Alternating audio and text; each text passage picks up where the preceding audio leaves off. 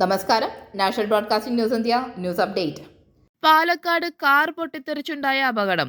പരിക്കേറ്റ അമ്മയുടെയും മക്കളുടെയും ആരോഗ്യനില ഗുരുതരമായി തുടരുന്നു. പാലക്കാട് ചിറ്റൂരിൽ കാർ പൊട്ടിത്തെറിച്ച് പരിക്കേറ്റ അമ്മയുടെയും മക്കളുടെയും ആരോഗ്യനില ഗുരുതരമായി തുടരുന്നു. പരിക്കേറ്റ 4 പേരിൽ 3 പേരെ എറണാകുളം മെഡിക്കൽ സെന്റർ ആശുപത്രിയിലാണ് പ്രവേശിപ്പിച്ചിരിക്കുന്നത്. LC മാർട്ടിൻ, മക്കളായ ആൽഫി, എമി എന്നിവരാണ് എറണാകുളത്ത് ചികിത്സയിലുള്ളത്. അമ്മയ്ക്കും കുട്ടികൾക്കും 60%-ലേറെ പൊള്ളലേറ്റിട്ടുണ്ട്. ഇന്നലെ വൈകിട്ടാണ് LCയുടെ വീട്ടുമുറ്റത്ത് വെച്ച് അപകടമുണ്ടായത്. ഇന്നലെ രാത്രിയോടുകൂടി പരിക്കേറ്റവരെ എറണാകുളത്തേക്ക് എത്തിച്ചു. കുട്ടികളുടെ പൊള്ളൽ ഗുരുതര സ്വഭാവമുള്ളതാണെന്ന് ആശുപത്രി അധികൃതർ പറയുന്നു.